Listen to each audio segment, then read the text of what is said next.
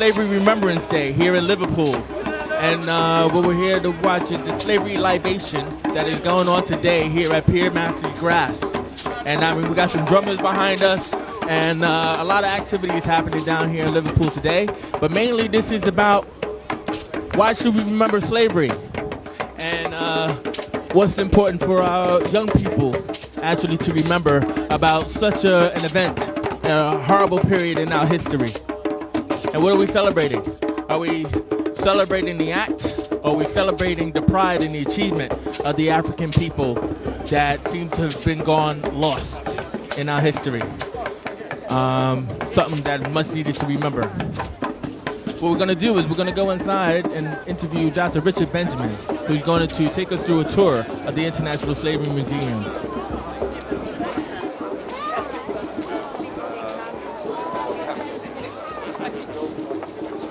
You know, we're a national museum, and we're funded on the whole centrally by the Department for Culture, Media and Sport, and we thought it was very important, you know, when we are funded, not just to recreate, for instance, an aspect of Africa ourselves, but let's ask people who live today in those areas. So the Igbo compound that you see, and a lot of the fantastic like panel work that you see, the wood carvings on they were made by African artisans working and living today in Africa. So it's an Igbo compound. I mean, it's the area around here, you know. So this is the main house, but obviously extends to the women's house, as it's called, as well to the left. So obviously, why is it a women's house? There was separate parts of the compound for the males and certain people of certain kind of social standings, and it didn't mean in any shape or form that women were necessarily inferior, but there was a place for people to carry out their activities. So to the left we have the women's kind of compound, and this is kind of where the male or the leader, the chief, would have been and carried out his day-to-day duties. This be the whole house, or no. This would just be like... This is the thing, you see. This is the amazing thing about it. It would have been 10 times the size of what we have. So when you actually put it into context, you think, wow, 10 times the size, or even more of this. I mean, when we say compound, we mean a couple of hectares compound. We need to remember slavery because it was a huge and significant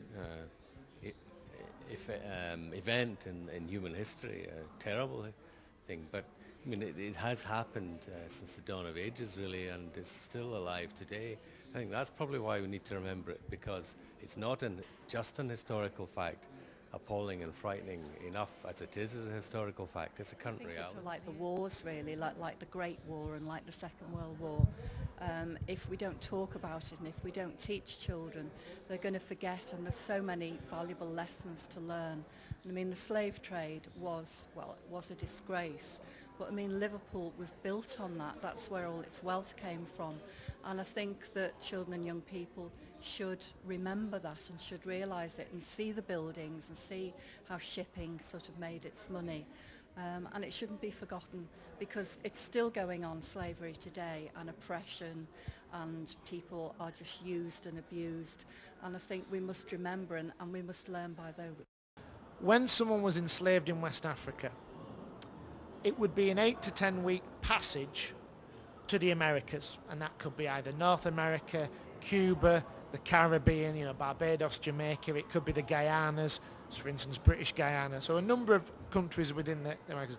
And that was a horrendous, cramped, you know, inhuman 8 to 10 weeks journey. And many, many people obviously perished on that.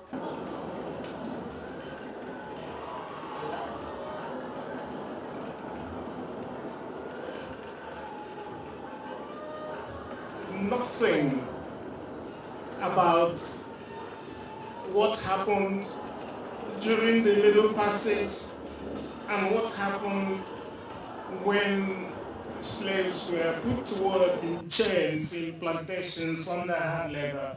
Nothing was mentioned about that until Liverpool took the first stride through one of his prominent sons to build this museum, which now is the first of its kind in the It's world. important that people remember what it was actually built on, and the thousands of people that were died and enslaved to work in appalling conditions. And I think it's right that we do, and I think it's important that this city, along with many other cities, actually remember that in an annual way, and I'm glad that we do. From now on, that we've now begun to remember these events, we should all make sure that we tell this history to our children, to those coming behind us, to make sure that it never happens again. Remember our kinsmen and women who were forcefully uprooted from their African soil, their African family, their African culture, their African language, against their will, and made to toil in several chains for nothing other than economic gains. By so doing, we'll be honoring them. And that is what libation is all about, which we're now about to perform. It is a traditional African way of making connections with God, with our ancestors, through atonement, during which we point out our wrong deeds, acknowledge them,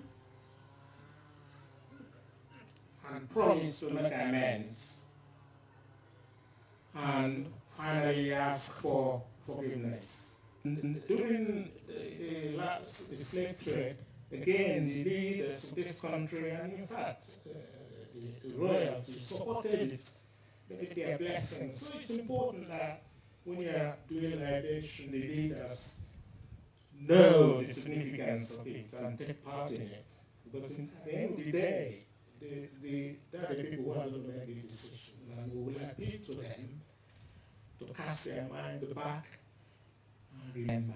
What a plantation may have looked like in St. Kitts in the Caribbean. Just gives people a bit of an understanding on the scale of a plantation. I mean, it's a incredibly large, area, and obviously it was a business. It was a business, and the reason you have hospitals there, I mean, let's not, assume that they were like hospitals today, but obviously it was people's cargo. It was a commodity, and even they had to keep it to a certain degree. Yes, I mean, obviously there was, as you will see around the museum, you have some of the objects of torture which are absolutely horrendous. You have shackles, you have neck braces, and people would expect that in a museum of slavery.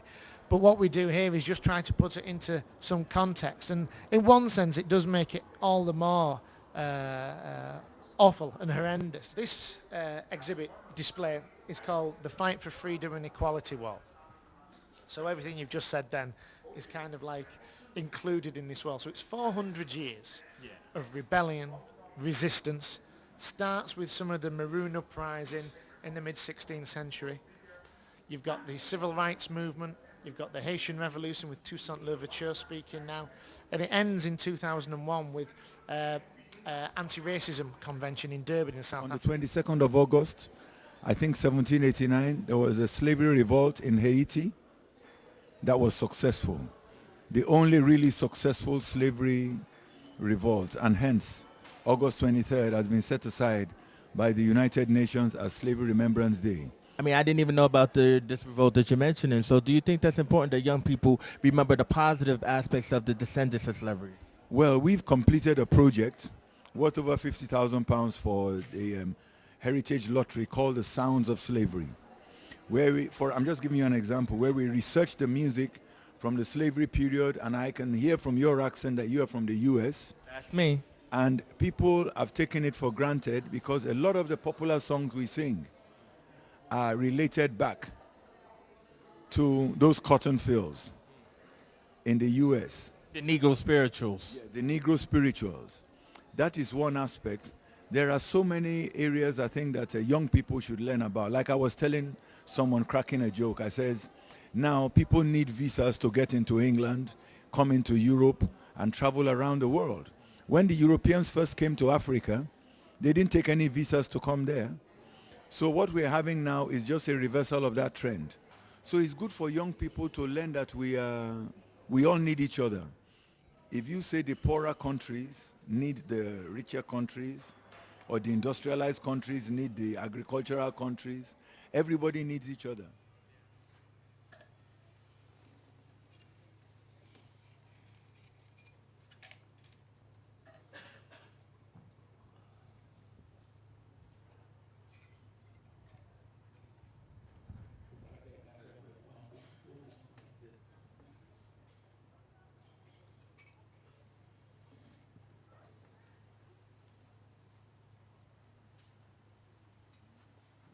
Jamaica's population is 93% of African ancestry, and they all came by the transatlantic Holocaust that we suffered. And we teach it in our schools, and it is important for us to bear in mind what happened, how we came to be not in Africa but in the Caribbean, and to understand the sacrifice of so many people over the years. And we're very glad to see that the world is taking note of the fact that we not only laid a critical part of the foundation for the Western civilization which exists today, but we fought right through the period. There was never a day that there was not someone who was fighting against the cruel system which lasted from the 16th to the 19th centuries. And it's great to have a large museum right here by Liverpool, which was the start of the triangular trade. God of Africa, the cradle of civilization, we're pouring this libation to remember kinsmen and women who were forcefully uprooted from their African soil against their will. We ask for forgiveness for our involvement in your suffering, and resolve and promise that the infamous trade would never occur again. We shall remember you at all times, as we remember you now and every year. We humbly request that you do not take revenge on us.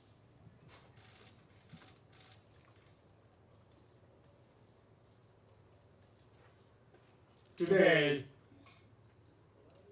and always, we, the citizens of Liverpool, Great Britain, and all people of African descent are sad and full of grief for all mankind and preserve human dignity.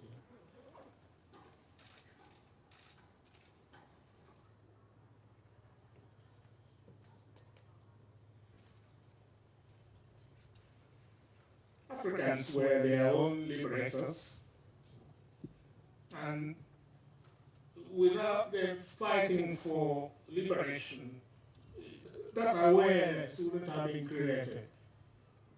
It's through their resistance that the awareness was created and the actual campaign started. And key people in that campaign included Olade Kweno, Mary Prince, October Gugliano, Ignatius Sancho, and so on. Many of them. We remember them.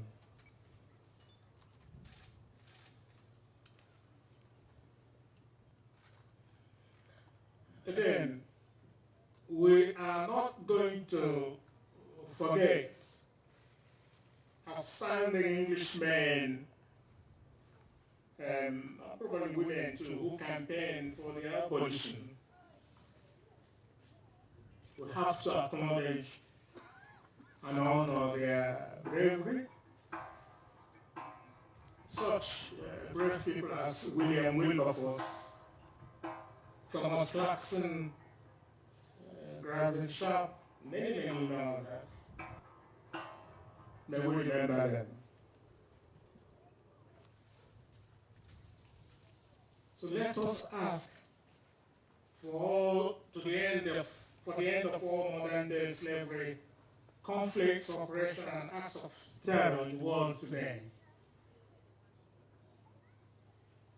And as we conclude this libation and depart from the ceremony today, we ask for the guidance and safe return to our various destinations.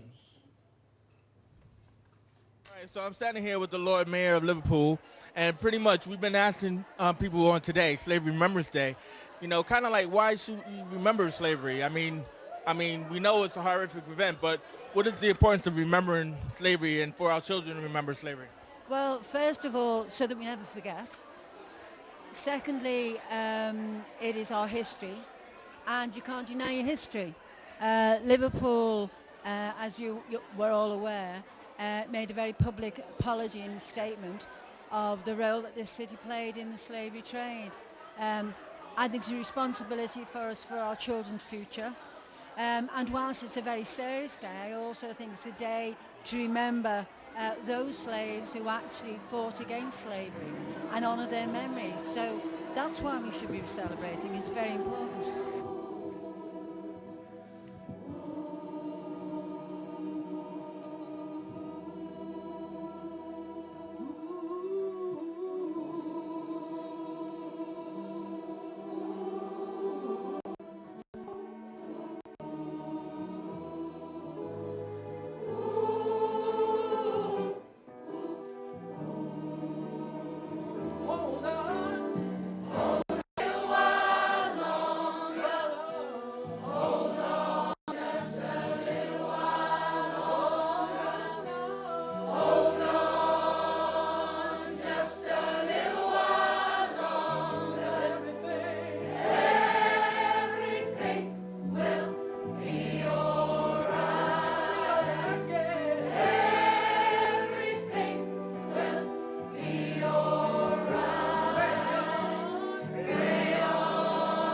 Today we're doing a workshop using Adinkra symbols, which are powerful African symbols of strength, and we're using byproducts of the slave trade to actually paint with. So we're using things like coffee, sugar, cotton, and to do a piece of artwork which people can take away, which will portray a very positive message when they get home.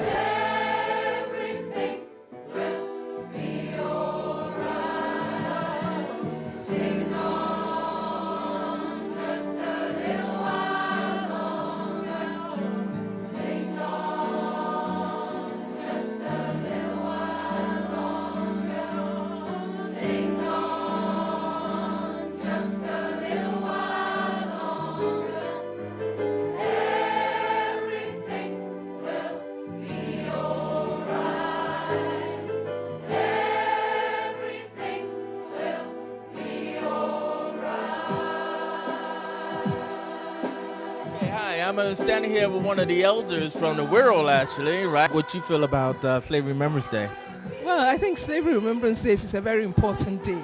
So few people know about what happened in slavery, the effect of it on not just on the people who were actually slaves, but the continent of Africa, which was denuded of young men and fit and able people, and how the effect of slavery still is present now, today. What do you think about the celebration of achievements that I've seen down in the Slavery Museum?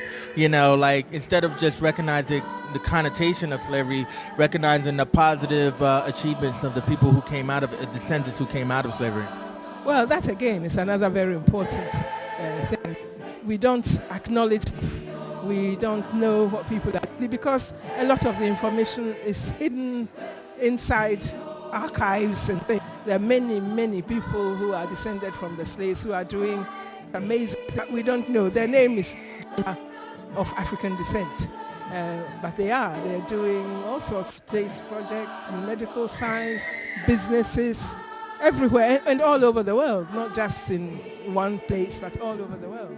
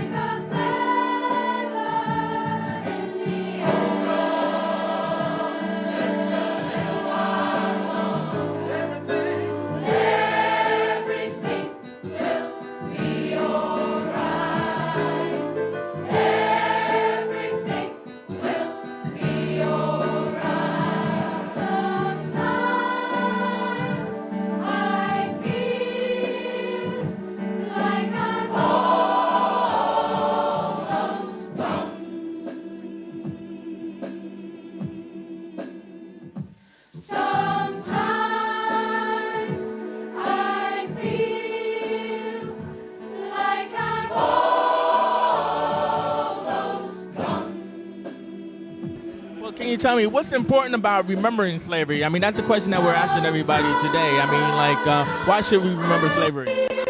Well, you should remember that there are people who not so long ago were bound up in slavery and so on and so forth, and they've come out of slavery and they've become icons, they've become a fantastic people, and it's not just that we're dwelling on slavery, but we have to remember where our ancestors and our people came from. Being people who are kings, and there are people who own TV stations, there's black entertainment networks, and there are prominent people, and there's even a president, a black president at the moment. So it's very important to celebrate who we are as a people.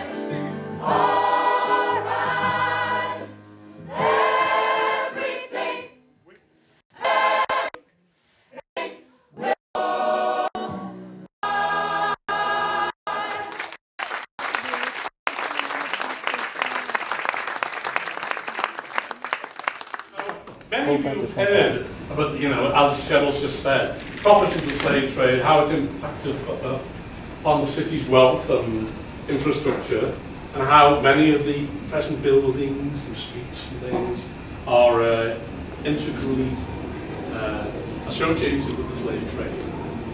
But a lot of people sort of think they know intuitively about this, but what I'm going to try and do today is to actually tell you in practical terms and just point out some of the buildings and some of the aspects of Liverpool that are definitely built on the slave trade. Now, Norris was a merchant, a slaver, bailiff of Liverpool, mayor of Liverpool, a Liverpool member of Parliament, and High Sheriff of Lancashire.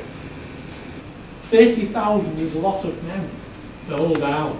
At the end of it, the French decided to make peace. They asked the Haitian leader to come to France. When he got there, they locked him in jail, they locked him up, and as part of the bargaining plea, they made a deal by which the slaves had to pay, not the government, the British government paid the slave owners. The slaves had to pay the compensation to the French government, the French owners.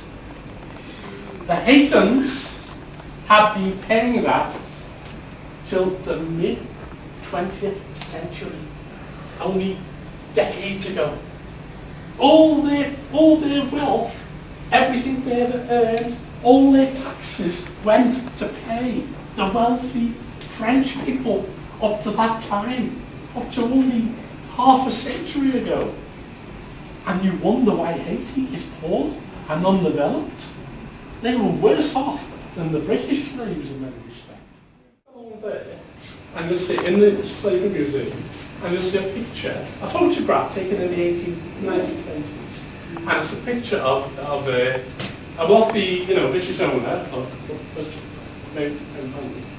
And there's a whole range of Africans. And they've got Merry Christmas, one letter painted on each of the chest. And all the kids who come in, and the teachers say, look at this terrible way they treated the slaves. And I always say when I have a book, they were not the slaves. This is 1920. This is the colonial period, not the slaves. This is, it was just as bad in some ways. That wasn't as bad, of course. But I mean, in principle it was, Yeah? Sorry, Kevin. Your presentation was very informative, and I know we have no time for questions, but certain information that we receive, what do we do with it? Yeah, do we talk among our families and friends and get this information out? Because part of it is about how we educate each other about what we learn. I agree entirely, because the thing is, the reason I did this was because everybody's told, Liverpool was built on slavery. All these buildings, the gold on the roof and all. But no one can actually tell you how or where. So what I've tried to do today is just tell you what the genealogy was. It's not genealogy, you know what I mean? What the chain of events was that caused that to happen. This information should be presented in school, which we know it will be. It is being now. It will not be presented in this format. But for those of us who have this information, we can talk about it. Oh, I'd love you to do that. If anybody asks you about any of those buildings, if you walk around the town hall, which has opening days, look at old Gildar, because he's on the wall. Thomas Gildar for a start. And remember who he is. He's the guy who owned all the ends. Thank you very much for listening to me.